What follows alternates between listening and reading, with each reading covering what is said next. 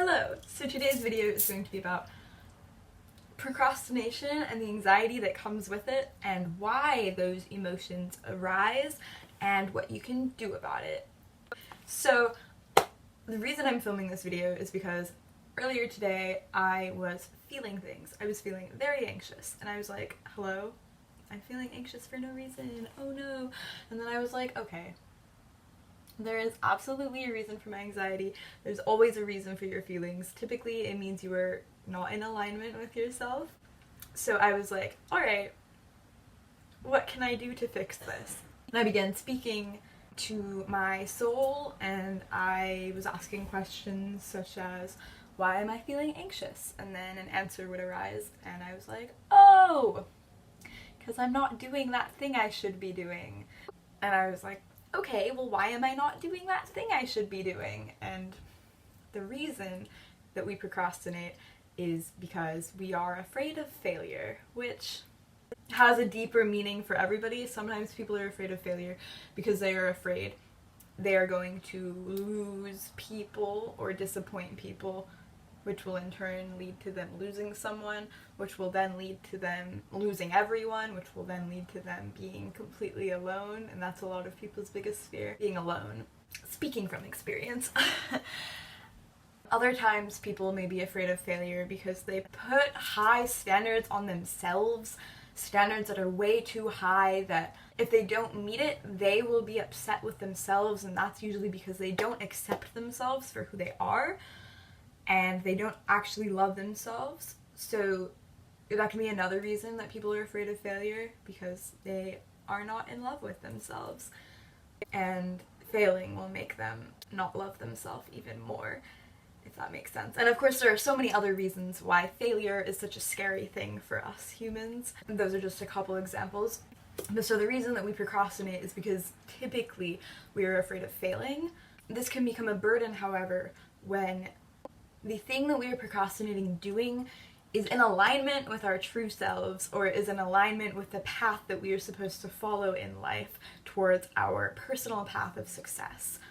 This can be tricky. So typically when people procrastinate something, the feelings that arise are not very fun. Typically the feelings that arise involve anxiety, guilt, depression, anger, frustration, pity, and etc. There are many more. Those are just a few common feelings that are felt when we procrastinate, and the reason we feel these things is because we are frustrated with ourselves, we are disappointed with ourselves that we're not achieving our goals. Whether we believe that or not, whether we feel it or not, it is like programmed in our subconscious that we are disappointed in ourselves. And the way to overcome this is to realize what anxiety means to us and the reason that this anxiety is arising. Typically, in terms of procrastination, typically why these feelings of anxiety arise is because it can mean that you need to do the thing that you have been putting off, because this thing will lead you to the path of your higher self, it will lead you to the path of alignment, or maybe this thing is the alignment of yourself, if that makes sense. Whether it be that this thing puts you in alignment, or it will put you on the path towards something else that will put you in alignment. So this anxiety is telling you that you need to do the thing that you are putting off because it will put you in the path of your higher good.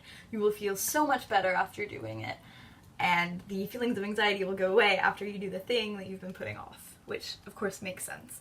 Now, of course, the logical answer towards procrastination is just do the thing.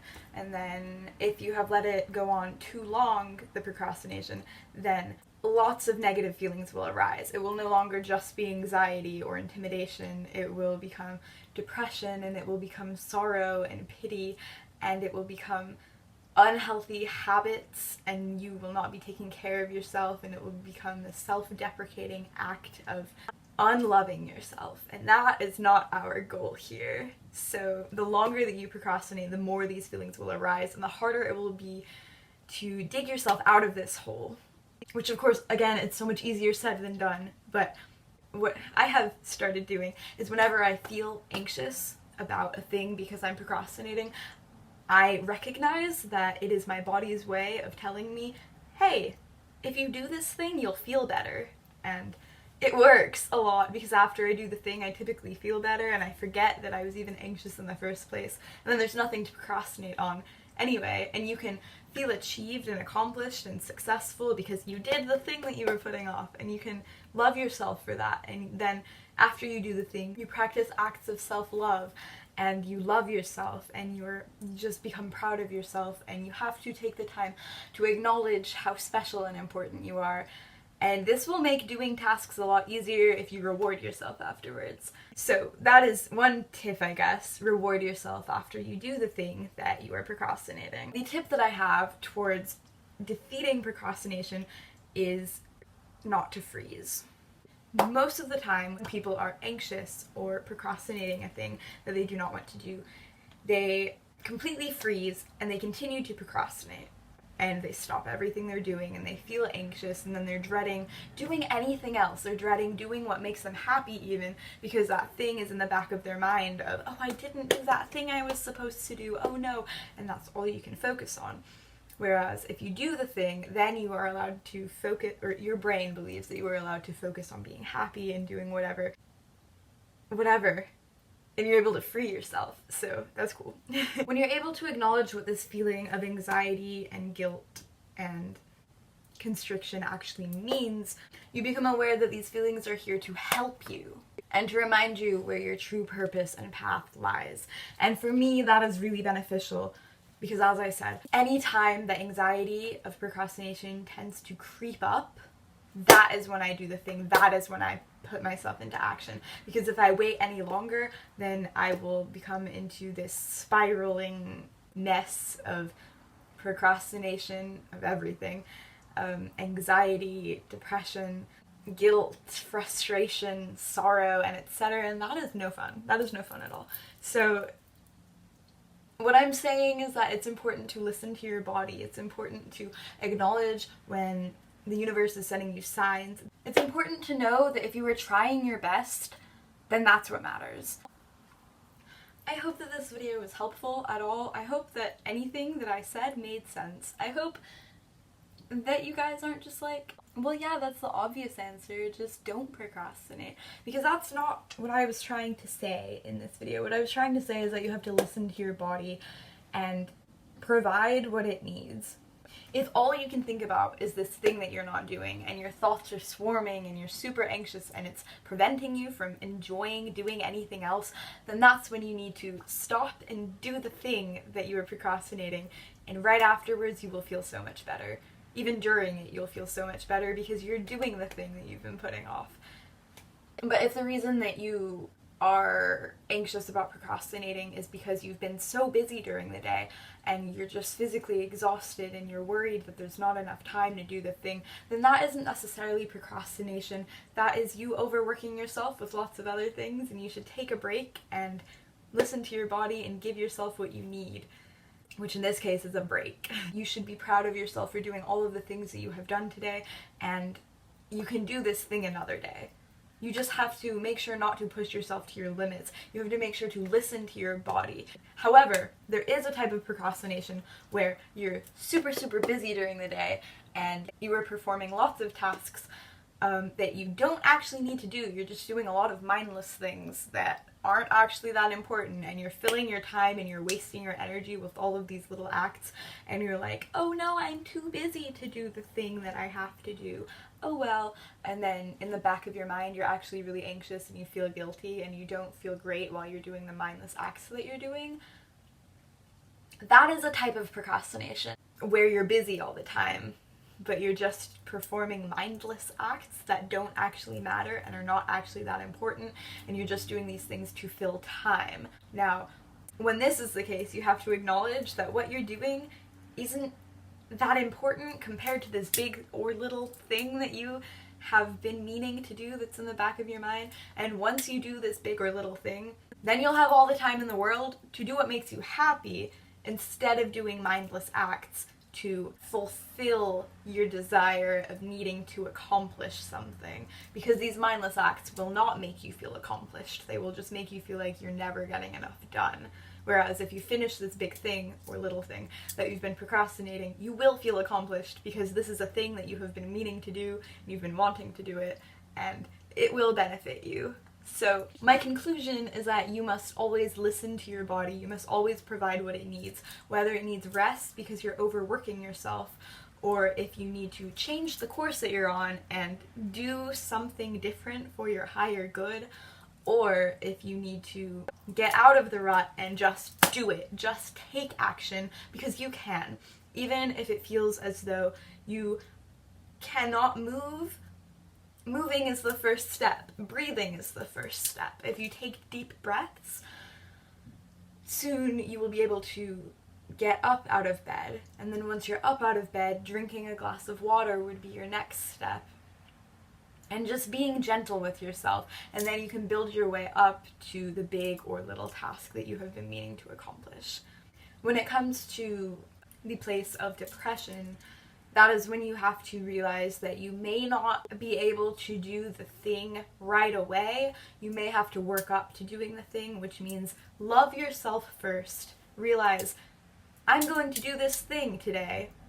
It might not be right now. I might not finish the thing, but I will at least start this thing today. And that is okay. And the fact that I'm taking this time to love myself first instead of laying here in bed not doing anything at all, that is a step in itself, and that is so important.